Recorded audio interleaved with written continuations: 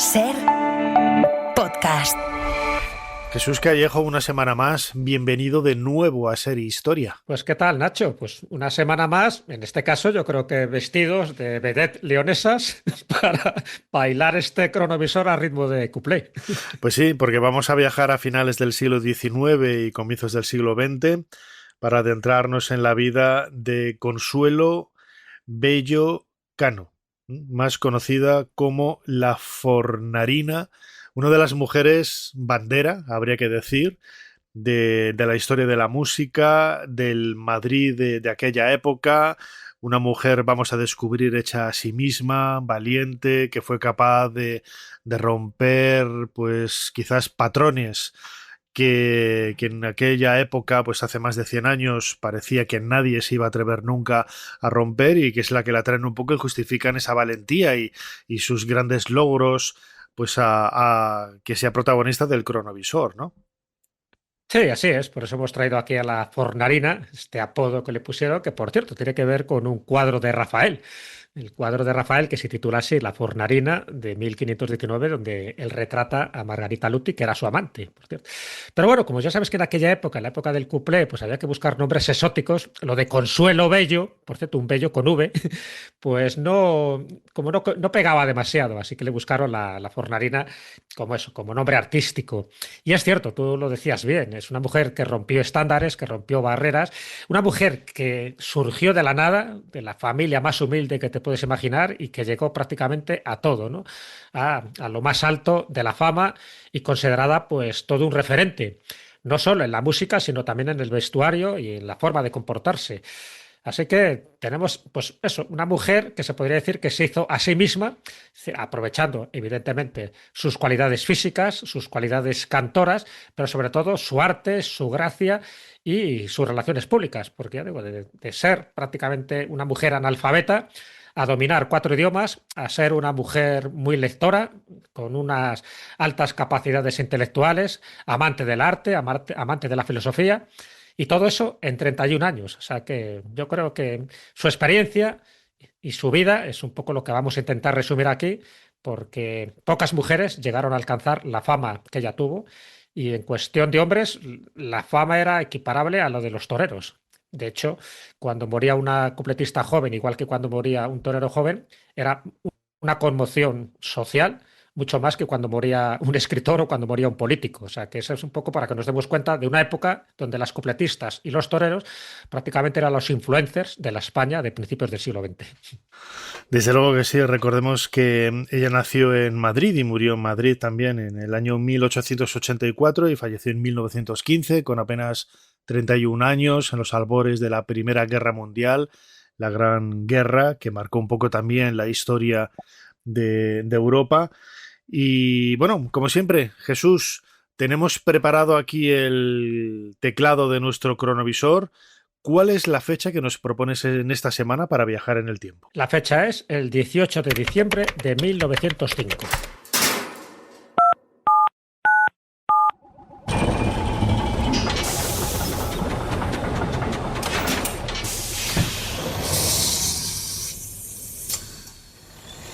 Adelante, pasen. Jesús Callejo les está esperando junto al cronovisor.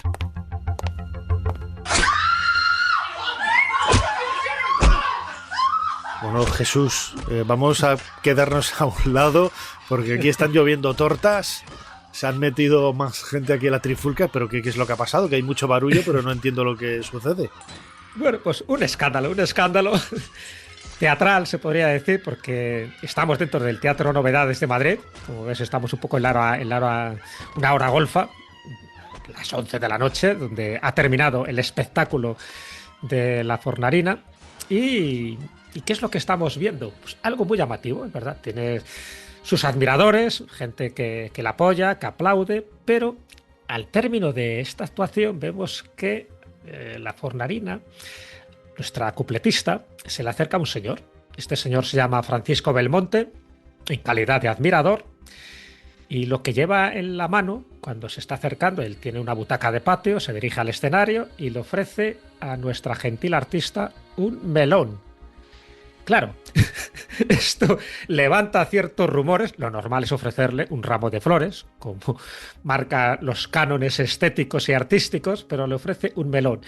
Además, con el cachondeo y la guasa de unos cuantos amigos suyos, de este tal Francisco Belmonte, pues para ver cómo reacciona la Fornarina. Pero claro, la Fornarina ya sabes que viene educada en ambientes más barriobajeros y por supuesto no se amilana por cualquier circunstancia de este tipo. Así que la señorita Bello reacciona airadamente, le suelta unos cuantos insultos, unos cuantos improperios y por supuesto le lanza el melón a la cabeza de este supuesto admirador.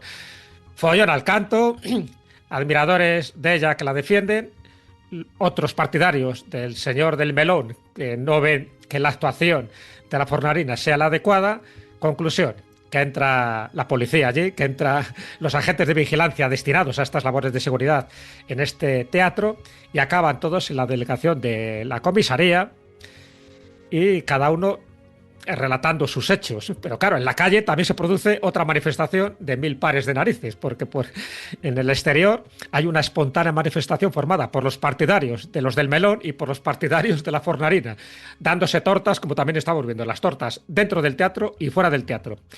Conclusión, al día siguiente, el desenlace del asunto y de este melonar es que le ponen una multa de 100 pesetas al tal Francisco Belmonte y a sus 2 amigos que estaban riendo la broma, pero también a ella la imponen dicha multa. Y eso hizo que se cabreara mucha más gente, como diciendo, ella no tiene la culpa. Y dice, ya, pero es que lanzó el melón a la cabeza del admirador. Bueno, es el incidente del melón, un incidente por el que también pasó a la posteridad y que yo creo que es digno de resaltar porque esto indica que no dejaba indiferente esta mujer, ¿no? Y luego comentaremos por qué no dejaba indiferente, en fin, con sus insinuaciones, sus cuplés, sus vestidos, pero lo de el melón le salió un poco caro al personaje que intentó hacer la broma porque 100 pesetas de aquella época, mucho de dinero, claro que sí, 1905, era mucho dinero, pero lo que no estuvo la gente de acuerdo, sobre todo los admiradores de la Fornarina, es que también ella tuviera que pagar esa multa. Pero es verdad que también ella dio sus buenos tortazos. Has adelantado algunos detalles, ¿no? Ella siempre se movió, sobre todo desde el punto de vista ya en su carrera artística, en un estrato social más elevado. Sin embargo, quizás esa reacción de lanzar el devolver el melón y casi ponerse de uñas con estas personas que se le habían acercado, pues donde no luciendo quizás unas maneras quizás las mejores, ¿no?, que se pudieran hacer con educación y presencia. Nos está hablando también un poco de esos orígenes de Fornarina que ella nunca olvidó, de unos orígenes muy modestos, ¿no? Totalmente modestos, es porque ella, claro, al nacer de una familia, en fin, tan humilde, tan modesta, de hecho ella, la madre era lavandera y tuvo que ayudar a su madre cuando era muy jovencita, pues a lavar, en fin, la ropa en el Manzanares y dedicarse pues a todo lo que le podía dar dinero. De hecho, se sabe que también estuvo ejerciendo la prostitución en los bajos de la Plaza Mayor, que también ejerció el trabajo de modelo desnuda para pintores del momento, y todo eso hasta que se empiezan a dar cuenta de que esta chica canta muy bien, ¿no?, que tiene gracia y que tiene cuerpo también, ¿no?, para mostrar y para exhibirlo, para que tampoco se sabía que podría llegar a mucho más. Empieza como corista en el Teatro de la Zarzuela de Madrid en 1902 y también es cuando da un poco el salto a la fama en el Salón Japonés. En el Salón Japonés en aquel momento se hacían revistas, ¿no?, este tipo de revistas musicales. Bueno, pues la revista musical del Salón Japonés de aquel momento, ya te digo, ya no tenía ni siquiera 18 años, era la revista El Pachá Bum Bum y Suarén, así se llamaba. Y la Fornarina, que todavía no se llama Fornarina, todavía se llama Consuelito Bello, pues ella hace un papel, pues eso, ligera de ropa y bailando y cantando. Pero ahí es cuando se la empieza a descubrir. Bueno, ganaba 5 pesetas al día, lo cual no estaba nada mal, claro, comparado con esta multa que acabamos de decir, para que veas un poco los sueldos como eran en aquel momento, ¿no?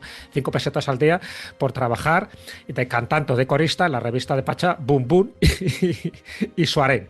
Bueno, pues desde ese momento es cuando la empiezan a ver todas las posibilidades que esta chica tiene. En aquel momento también era el auge del cuplé y es cuando le ponen el apodo de la Fornarina, porque es verdad, se parece un poco también al cuadro de Rafael. La Fornarina significa la panadera, ¿vale? Porque la amante de Rafael Sanzio era la hija del panadero que había en Italia en aquel momento, y bueno, pues de ahí viene un poco el nombre. Y es un poco el pistoletazo de salida en este salón japonés, donde ella ya empieza a ser conocida, donde la empiezan a contratar en distintos salones, en distintos teatros, como el Lara, el Novedades, el Romea, el Salón Actualidades, el Teatro de la Comedia, el Apolo, etcétera, etcétera, y por supuesto toda una gira europea, donde prácticamente visitó todas las grandes ciudades y siempre con un éxito apoteósico, porque ya digo, no solo es porque enseñara cacho, como se decía, solo porque enseñara sus virtudes, pero porque tenía también esa gracia natural y sabía cantar, por supuesto. Es cierto que luego dicen que no tiene una voz portentosa, pero es que tampoco hacía falta tener una voz portentosa para cantar cuplés. Pero sí que fue en un momento donde se necesitaba ese tipo de espectáculos y donde, bueno, pues ese destape femenino empezaba a hacer furor. En el caso suyo tiene la virtud, y luego lo comentaremos con más detalle, de que nunca se sometió a ningún hombre para ser explotada, ¿no?, como ocurría con otras cupletistas, sino que ella fue como dueña de su propio destino, sabía muy bien cómo dominar la situación, cómo dominar a los hombres y sobre todo pues cómo llegar al éxito por méritos propios, como así fue. Por eso también es un estándar un poco de ese rompimiento de estándares y barreras de aquella época para las mujeres. Uh-huh. La voz quizás no era la mejor. Hemos escuchado al principio de este programa una de las canciones más populares de ella, ¿no?, la Machicha. Al final de este cronovisor dejaremos escuchar también quizás su gran hit, ¿no?, Clavelitos. Y es cierto que es una voz, no voy a decir que fea, ¿no?, en absoluto. Es una voz extraordinaria. Quizás no tan extraordinaria como pudiéramos imaginar, pero sí que tenía todo ese conjunto de voz, físico, etcétera, una personalidad enorme para poder colocarse en el escenario y ser capaz de deleitar tanto a hombres a mujeres en aquella época, ¿no? A mí me recuerda un poco pues a figuras de ahora, ¿no?, de las últimas décadas, como Julio Iglesias, que no tiene una voz para echar cohetes, todo el mundo, él mismo lo ha reconocido 1000 veces, pero el conjunto, esa personalidad, esa presencia, esa percha es lo que hace que la figura del artista destaque. Si te parece, Jesús, vamos a escuchar a una buena amiga, a Maripau Domínguez, periodista, escritora. Ella publicó con La Esfera hace unos años La magia de la libélula. Es una novela ambientada en la figura de nuestra protagonista, la Fornarina, y la escuchamos en un corte de Europa Press. Vamos a hacerlo. Es la historia de una mujer que se superó a sí misma. Es decir, cómo romper la barrera de la circunstancia social en la que te toca vivir. Ella era hija de una lavandera y guardia civil. Con 9 años se desollaba las manitas la pobre en el Manzanares ayudando a su madre. Era analfabeta, decía que no retenía nada y dejó la escuela muy pronto. Y sin embargo, ella quería ser artista. Y ese sueño la movió de tal manera que acabó, no solo aprendiendo a hablar y escribir, sino fue incluso una más entre los intelectuales, sobre todo de París, de finales del siglo XIX. O sea, ella fue amiga de la escritora Colette, de Marcel Proust, de Maurice Chevalier, que era entonces un jovencillo de 19 años que empezaba, ¿no? Y llegó a hablar 4 idiomas, en fin. Es un ejemplo absoluto de superación en muy poco tiempo, porque la Fornarina, que ese era su nombre artístico, Consuelito Bello Cano, llamada la Fornarina, murió con 31 años en 1915. También hay un contexto social muy interesante, ¿no?, porque todo el mundo habla de los locos años 20, de lo que fue en el arte, en la sociedad, pero sin embargo esos años 20 tuvieron un precedente que es justo la época que le tocó vivir a la Fornarina y que fue realmente donde se produce la ruptura tanto artística. Fue un momento muy rompedor, muy de escándalos, de romper moldes y barreras, ¿no? Y la Fornarina lo hizo en una época muy difícil para la mujer. Pues es que de verdad que me llamó mucho la atención, pero no porque fuera cupletista, sino porque hay muy pocos ejemplos de mujeres que llegaran a ser como fue la Fornarina, ¿no? Yo creo que hoy en día habría sido una gran influencer.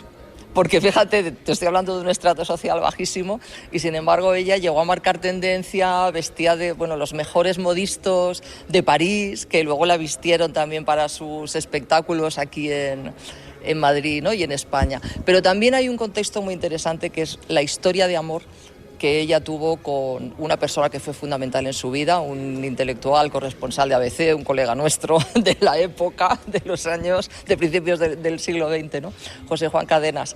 Y esa historia de amor está ahí como un escenario en el que la Fornarina no habría sido la persona que fue seguramente de no haber conocido a Cadenas, ¿no?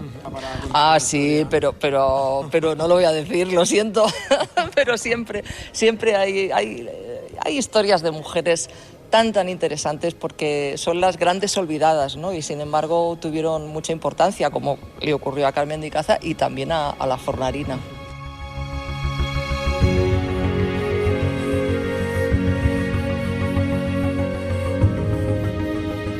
Jesús, escuchábamos en la voz de Maripau Domínguez esos orígenes, ¿no? tan humildes de la Fornarina, que tuvo que pasar de absolutamente todo para sobrevivir, pero luego se fue reeducando, fue estudiando, aprendió a leer, a escribir, le cogió gustillo a la lectura, al arte, a la cultura, y cambió totalmente ese perfil más, entiéndeseme, ese brutote del principio, esa precaria educación, aunque siempre queda algún rescoldo, ¿no? Por eso le lanzó el melón al otro, pero fue un cambio radical de 180 grados para bien, ¿no? Para presentarse como una mujer sofisticada. No, totalmente. Además, Maripau Domínguez, en su libro, que es el libro más completo, ¿no?, de la vida de esta mujer, La magia de la libélula, pues ella lo cuenta, ¿no? Cómo pasa de esa juventud y va subiendo, va escalando posiciones y luego se convierte en una gran lectora. Fíjate que esta mujer, ya te digo, no sabía ni leer ni escribir, pero tenía una inteligencia natural que la permitió además ser políglota. Maripau comenta que hablaba 4 idiomas con cierta fluidez, que era el inglés, el portugués, el francés y el alemán. Claro, entonces, eso no estaba al alcance de cualquiera. Ten en cuenta que ella estuvo en los escenarios, aparte de los mejores escenarios de Madrid y de Barcelona, estuvo en los escenarios de París, de Londres, de San Petersburgo, de Lisboa, de Berlín, de Viena, de Budapest. En fin, tenía un estilo que era una pícara, pero sin vulgaridad. Había otras cupletistas que, en fin, que eran un poco como más soeces a la hora de representar un poco sus números musicales. Ella no. Ella es verdad que tenía una voz cristalina, una voz ligera, pero la presencia en los escenarios, así lo dicen todos los críticos, era una presencia escénica magnética, ¿no? Y de hecho utilizaba muy bien, por ejemplo, un instrumento que era básico también para el cuplé, que era el abanico. Ella utilizaba muy bien el abanico, como insinuarse con el abanico, y sobre todo con la mirada y con el gesto, que eso también es fundamental, porque sabes que una de las características que tiene el cuplé es eso, ¿no? Cómo miras insinuantemente a los espectadores, sobre todo a los hombres que están sentados en las primeras filas. Y luego el abanico, la Fornarina, dominaba ese uso del abanico como muy pocas. De hecho, en una función en Barcelona, se cuenta la anécdota que dejó caer el abanico accidentalmente, ¿no? Como que se le había desprendido de sus manos. Y un caballero del público salta rápidamente a recoger con mucho ímpetu el abanico para devolvérselo. Y ella en ese momento improvisa. Dice: ¡ay, señor! Tanto amor por mi abanico y tan poco por mí. Pues claro, el momento de eso, el teatro empezó a estallar en aplausos. Este tipo de cosas eran muy significativas. Otro, acabas tú de citar que uno de sus cuplés favoritos, el que prácticamente le lanzó al estrellato, fue Clavelitos, que no tiene nada que ver con el Clavelitos de la Tuna, que es un pasodoble muy posterior del año 48. Este Clavelitos es muy significativo porque cuando cantaba Clavelitos era muy típico que la Fornarina, ¿sabes?, tirara al público claveles rojos, claveles rosados, pero una noche se quedó sin flores e improvisó. Y lo que dijo fue: clavelitos no tengo, clavelitos me faltan, pero el cariño es tanto que el corazón os lanza. Pues ya está, el público respondió poniéndose de pie, aplausos. O sea, que esta improvisación, esta gracia natural que tenía la Fornarina, no lo tenían otras cupletistas del momento. Por ello, eso se convirtió, ¿no?, un poco en el gran referente. Fíjate que en aquella época había otra mujer también llamada Consuelo, que también, bueno, pues hizo sus pinitos de cupletista, que era la Chelito, ¿no?, Consuelo Portela. Por cierto, también hija de un guardia civil, igual que pasaba también con la Fornarina. Y sin embargo, la Chelito, Consuelo Portela, no llegó a tener toda la repercusión que esta mujer tuvo, ¿no? ¿Por qué? porque a lo mejor no solo consiste en cantar cuplés, sino que consiste también en tener ese donaire, esa personalidad, ese carisma, esa mirada, ese toque con el abanico, esa improvisación, en fin, tantas y tantas cosas que hizo que esta mujer pues subiera a lo más alto hasta el punto de que era de lo más reconocida, de lo más alabada y una persona además respetada, o sea, que no la consideraban para nada como una mujer vulgar, sino precisamente como una mujer muy culta, con la que podías tener conversaciones muy profundas, pero a la vez con esa picardía, con esa picaresca que pocas mujeres en aquella época hacían gala. Por eso al final pues era acogida en todos los sectores. Bueno, uno de los que se rindió a sus galanteos, te puedes imaginar, Alfonso XIII, que no perdía una ocasión. Fíjate, estamos en una época, comienzos del siglo XX, en donde es una sociedad, relativamente... Bueno, la política tampoco era para echar cohetes, pero no era una situación como la que luego se vivió un par de décadas después, ¿no? Que acabaría con el golpe de Estado de Franco, la guerra civil, y no había esa convulsión política. Pero sí que es cierto que la sociedad española de entonces, pues como sucedía con otros lugares de Europa, disfrutaba de estos espectáculos. Eran lugares de punto de encuentro, eran lugares en donde se sacaba lo mejor y lo peor, pero ese detalle que me has comentado antes del abanico hace también gala de una puesta en escena utilizando las flores, el vestido, el abanico, esos mensajes casi simbólicos, mágicos, ¿no? que hay detrás de todo este tipo de puesta de escena del cuplé, que en el caso del abanico un día tendremos que hacer un bloque en Ser Historia hablando de la historia del abanico, su simbolismo mágico, el lenguaje que hay, ¿no? para transmitir mensajes de amor o este tipo de cosas que yo he escuchado muchas veces, pero es lo típico de que has oído campanas y no sabías dónde, pero también la Fornarina era muy hábil, ¿no? Con ese tipo de nuevos elementos como el abanico para hacerse ver y hacerse gustar, ¿no? El abanico y el mantón de Manila, que también se usaba mucho para este tipo de menesteres y de actuaciones y de números musicales, ¿vale? Fíjate, estamos hablando de esa época donde el cuplé surge con fuerza. El cuplé no surge en España, surge en Francia, ¿vale? Dentro de los ambientes del café concierto, en fin, de los music hall, y aquí en España, por supuesto, pues con los teatros de variedades y, por supuesto, luego con la zarzuela. Claro, ¿por qué gustaba tanto? Fíjate que estamos hablando de una época anterior a los años 20, o sea que la Fornarina muere en 1915, no llega a esos locos años 20, a esa Belle Époque, pero sin embargo, lo que hacía el cuplé con estas cantantes es que utilizaban precisamente, pues eso, toques sugerentes, ¿no? No solo en el vestuario, sino en las temáticas. Los temas de los cuplés, la mayoría, eran temas picarescos, galantes, insinuantes, es lo que se llamaba en aquella época temas psicalípticos. De hecho, tenían un género, que era el género ínfimo, o sea, no lo consideraba como un género superior, era el género ínfimo, casi siempre cantado por mujeres, eran canciones muy breves, coreografías sencillas, el uso del abanico, del mantón, vestuario elegante, provocador, y ahí es donde la Chelito, pues bueno, hacía gala de todos sus encantos. De hecho, fíjate que una de sus características, que es la leyenda de sus vestidos, ella utilizaba los mejores vestidos de los mejores modistos del momento, pero cuando salía al escenario, bueno, pues está claro que salía con unos corsés muy visibles, salía y mostraba unas piernas sin medias tupidas, lo cual también aquello era un pequeño escándalo, o con unas mallas muy ajustadas y transparentes, y por supuesto todo eso es lo que hizo que se convirtiera en una pionera de la libertad femenina en la escena española, algo que no se atrevían a hacer otras mujeres. Ella lo hacía, pero lo hacía, ya te digo, sin obscenidad, con elegancia, con mucho estilo. Bueno, pues esa leyenda de los vestidos dicen que su vestuario llegó a superar más de 100 conjuntos y muchos bordados a mano y muchos bordados por los mejores modistos del momento. Es decir, que se rendían un poco a ese arte, a esa donosura, a esa galantería, a ese estilo tan depurado que tenía la Fornarina. Y eso yo creo que es de destacar. Claro que jugaba con la picaresca, claro que jugaba ahí un poco con el doble sentido de las palabras y enseñando, ¿no?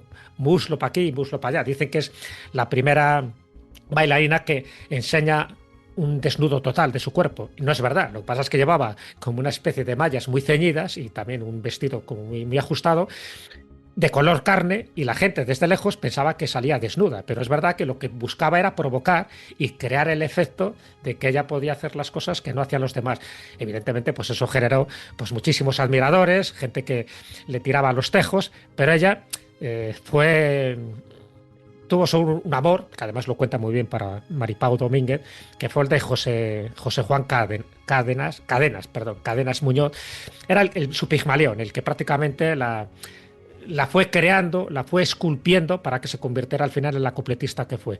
Cadenas era pues eso, el clásico vivaracho de la época, era dramaturgo, era empresario y vio que tenía un diamante en bruto. Entonces, José Juan Cadenas, que se enamoraron locamente uno del otro, pero también un amor tóxico, es la que condicionó y conformó la personalidad posterior que al final tuvo la Fornarina. La verdad es que el libro, sin quererlo, tanto el blog como después el libro, se han convertido en una especie como de reivindicación, ¿no?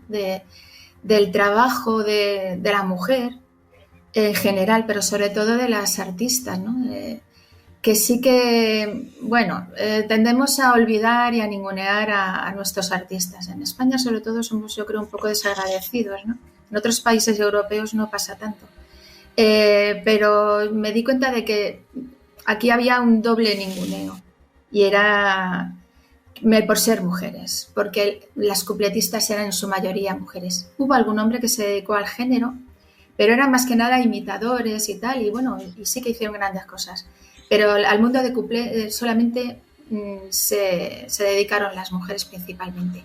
Y las hubo muy famosas, fuera de España, que ganaron mucho dinero, que tuvieron fama mundial, no sé, en Europa y en América. Aunque Fornarina no fue a América, pero otras sí. Y sin embargo, el género murió, y el recuerdo de estas mujeres pues también murió con el género. Y entonces dije, bueno, pues ¿por qué no hacer una especie de reivindicación, ¿no? también de esto? Así que así salió, pero casi sin pensarlo, ¿eh? No. Bueno, es una biografía. He intentado que sea lo más rigurosa posible. Está documentada en hemerotecas, en bibliotecas, en otras biografías que se han escrito. En realidad solamente había una de ella, que la escribió un amigo suyo nada más morir, y era algo muy inmediato. Y luego pues se han publicado algunas cosas, pero vamos, sobre todo me he dedicado a documentación. La documentación ha sido la tarea más pesada, entre comillas, porque la verdad es que también es muy gratificante, porque te encuentras con auténticas joyas. Es un mundo, el de la investigación, que yo no lo conocía. Es un mundo muy interesante, muy interesante. No solo me encontraba cosas sobre Fornarina, me encontraba cosas sobre las otras, me encontraba cosas sobre la política, sobre escándalos sonados, sobre las modas, y esa ha sido la parte más difícil. La parte más sencilla, más gratificante, pues yo creo que ha sido la de divertirme tanto, porque me lo he pasado muy bien escribiendo algunas partes de este libro, y yo creo que la gente también se va a divertir mucho.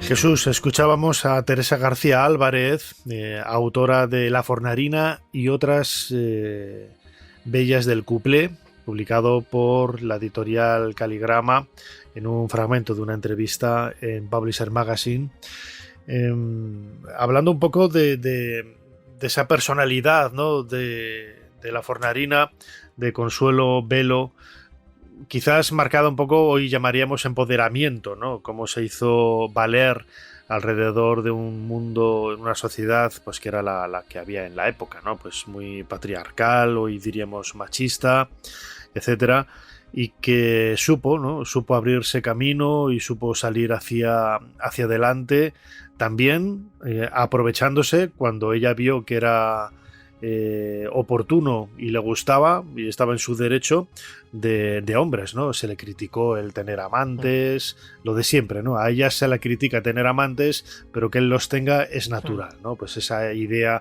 tan, como digo, hoy llamaríamos machista, de hace casi un poco más de 100 años, ¿no? Pero es parte de la propia personalidad y de la propia idea transgresora de La Fornarina. No, lo era. Ya digo que no dejaba indiferente a nadie. Y de hecho, por eso han pasado a la posteridad pues, sus grandes cuplés, los que ella popularizó, ¿no? La llave, el pulverizador, pues, Claveritos, evidentemente, la machicha, que es donde aparece un señor ahí, que es Don Procopio, que es un poco rijoso, y donde se dice un estribillo que se repite continuamente, ¿no? En ese cuplé. El buen señor es un conquistador. El buen señor es un conquistador. Bueno, pues ahí viene la machita. Y luego tiene el morrongo, o también uno de los cuplés que más fama le dio, que fue el Polichinela. Y le dio fama porque cuando cantaba este cuplé sacaba una marioneta que ella llamaba Tobías, y entonces accionaba la marioneta mientras ella cantaba el cuplé. Y eso, claro, también era una rareza, ¿no? Era un toque original que no hacían otras cupletistas. Entonces, bueno, siempre tenía ese punto, ¿no? Ese punto que destacaba sobre el resto de las personas. Y otro punto desconocido, que no se sabía muy bien hasta que llega el momento de su muerte, y es que ella padecía una serie de dolores, y sobre todo ginecológicos. Ella parece que tuvo una serie de abortos al principio, posiblemente también con su actividad de prostitución cuando era muy jovencita. Todo eso hizo que tuviera muchos problemas de ginecología, que a la postre es lo que le llevó a la tumba de una forma tan rápida, ¿no? Ella nunca se casó, no tuvo hijos, pero sí tuvo una vida, pues lo que se llamaba en aquella época licenciosa, pero no con tantos amantes como nos podemos imaginar. O sea, no tuvo esa vida tan promiscua como pudo tener otras cupletistas. Que si la hubiera tenido tampoco hubiera pasado nada, ¿eh? Que nosotros nos metemos en eso. Digo un poco.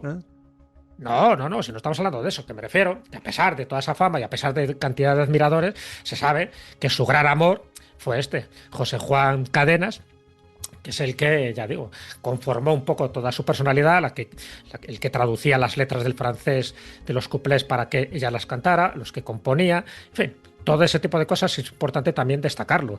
Pero evidentemente ella luego le dio siempre su toque personal, y es lo que hizo que evidentemente pues tuviera esa como ese carisma para que muchas mujeres le imitaran. Y además, mira, aquí vamos a utilizar el toque egipcio, que puedes decir, bueno, ¿y aquí qué pinta Egipto? Pues ella consumía muchísimos cigarrillos egipcios de la época, porque bueno, era lo más exótico y llamaba mucho la atención. El problema es que muchos de estos cigarrillos egipcios contenían hachís y cocaína, y eso también se sabe que fue deteriorando su salud hasta el punto, pues eso, de que tuviera una muerte, pues eso, muy, muy cercana, muy próxima, cuando estaba en lo más alto de su fama. Y aquí viene otra de las características menos conocida, porque de todos los cuplés que acabamos de citar, el último cuplé se llama precisamente así, el último cuplé. Como bien sabes, Sara Montiel, con el tiempo, hizo una película titulada El último cuplé. Bueno, pues el último cuplé, que fue el último que cantó la Fornarina, era premonitorio. Y mira, y tengo aquí el texto para que veas cómo funcionan también los guiños del destino. Cuando ella canta el último cuplé, cuya letra dice lo siguiente: no sabía que le quedaban 2 o 3 meses de vida. Y este cuplé dice: en mi país, lejos, muy lejos de París, un rincón tendré que cuidaré para reposar y descansar y buscar, cuando un día yo, como un juguete que pasó, al olvido del público me dé, cuando cante mi último cuplé, en mi país, mi canción os cantaré. Entonces, claro, esto evidentemente dentro del tono musical, pero como ves ya está diciendo eso, que algún día ella se olvidará, que será como un juguete que pasará y ahí se quedará, pero aún así seguirán sonando sus cuplés. Bueno, esto me parece como demasiado curioso, y dentro de ese mundo de lo mágico y de lo misterioso que tanto nos encanta a ti como a mí, ¿no? Así que lo cuento un poco para que veamos que realmente incluso en los últimos momentos ella tuvo un atisbo de que algo la estaba pasando y que posiblemente su vida iba a ser muy corta. Hasta el punto de que quiso saber cuál era el cementerio más alegre de Madrid para saber dónde iba a ser enterrada. Tenía ya esa preocupación. Entonces le pregunta a su hermana Petrita y le pregunta a su amiga Nati, y ¿sabes el cementerio que le dicen? Tú cuando te mueras tienes que ir al más alegre de todo Madrid. Y le dicen que es el de la Sacramental de San Isidro. Y efectivamente, allí está enterrada.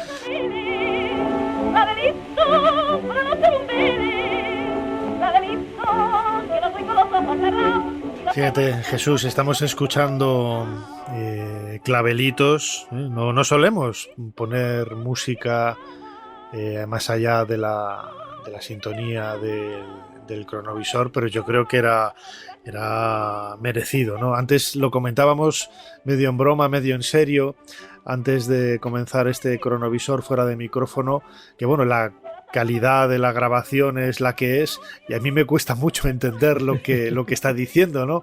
Yo solamente entiendo prácticamente clavelitos y poco más, pero digo, nos falta unas clases de español para poder entenderlo, ¿no? Pero Jesús, ya para ir acabando, este Clavelitos fue quizás su obra más trascendental, ¿no? Sí. Desde el punto de vista musical y también desde el punto de vista de la celebridad que adquirió ya en vida, recordemos, no solamente en España, sino en muchas capitales de Europa.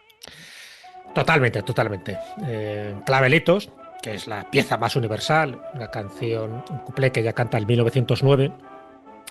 La letra es de este amante, ¿no?, suyo, ¿no?, Cadenas, y la música de Quinito Valverde, que era, pues, en fin, uno de los compositores más conocidos del momento. Y este Clavelitos es lo que le abre la puerta, pues, a los grandes teatros europeos, ya te digo, no solo españoles, sino europeos. Y luego versionada por multitud de mujeres y de hombres, porque consideraron que Clavelitos, pues bueno, tenía ese toque, ¿no?, universal para que se convirtiera en una canción de referencia. Entonces con Clavelitos triunfó en Londres, triunfó en el Olympia de París, triunfó en Monte Carlo y en una de las galas que hizo, sobre todo por España, después de cantar Clavelitos, es cuando Alfonso XIII, en fin, en el Teatro de la Comedia, pues se levanta, pasa a saludarla y la felicita. Y como regalo le entrega también un clavel, ¿no?, a la Fornarina. No pasó de ahí, ahí no tuvo más éxito Alfonso XIII, pero bueno, es una anécdota muy significativa para darnos cuenta del poder mediático que tenía esta mujer en aquella época del cuplé, que todavía sigue funcionando, ¿no? Las cupletistas prácticamente hasta el año 30, que es cuando se pasa del cuplé a la copla, no lo olvidemos, o sea, poco a poco el cuplé se va agotando y además con muchas cupletistas de renombre, ¿no? Teníamos a Raquel Meller, a la Chelito, a la Bella Otero, a la Goya, a Pastora Imperio, a la Argentinita, pero luego se va pasando a la copla, que era un estilo como más favorable dentro del mundo del franquismo, ¿no? El cuplé, con esas letras picaronas, sarcásticas, psicalípticas, no acaban de gustar mucho, pero sin embargo la copla va poco a poco sustituyendo al cuplé, y ahí es donde pues aparece Lina Morgan, Sara Montiel, Lola Flores, pero que en el fondo son deudoras, si te das cuenta, también de ese cuplé, también con el abanico, también con el mantón de Manila, también con las miradas insinuantes al público y por supuesto dejando de vez en cuando mensajes y críticas políticas, porque tanto el cuplé como la copla de forma soterrada hacían también una serie de críticas a los momentos políticos que se estaban viviendo, cosa que no gustaba evidentemente al dirigente de turno.